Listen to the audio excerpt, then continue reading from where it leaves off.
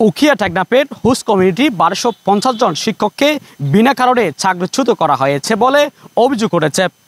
এই ঘটনাকে চরম অবিচার দাবি করে এনজিও ও আইএনজিওর সকল কার্যক্রম বন্ধের ঘোষণা দিয়েছে আন্দোলনরত শিক্ষকরা। আজ সকাল 10টায় উখিয়া শহীদ মিনারে এই নিয়ে বিক্ষোভ কর্মসূচির আয়োজন করা হয়েছে। আন্দোলনে অংশ নিচ্ছেন উখিয়া টেকনাফের স্থানীয় যুবক যুবতীরা, যারা এতদিন ধরে বিভিন্ন রোহিঙ্গা ক্যাম্পে শিক্ষকতা করে আসছিলেন। তাদের দাবি, বিনা নোটিশে চাকরিচ্যুতি শুধু অন্যায় নয়, এটি পরিবার ও সমাজের উপর ভয়াবহ প্রভাব ফেলতে পারে। আন্দোলনকারীরা হুঁশিয়ারি দিয়েছে, চাকরিতে পুনর্বহাল না হওয়া পর্যন্ত সব কার্যক্রম বন্ধ থাকবে।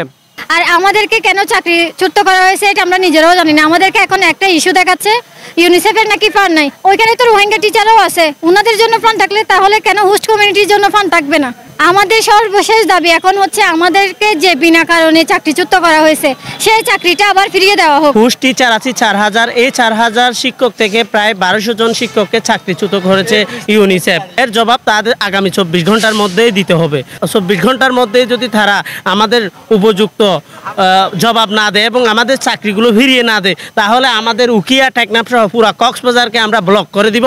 রোহিঙ্গা ছিল, তাদের চাকরি কিন্তু বহাল আছে, শুধুমাত্র হোস্টের চাকরি তারা ডিসকন্টিনিউ লেটার দিয়ে দিছে। তাদেরকে পুনরায় চাকরিতে বহাল করতে হবে। যদি তাদেরকে পুনরায় চাকরিতে বহাল না করে, তাহলে আমরা আগামী কাল থেকে কঠোর অবস্থানে যাব।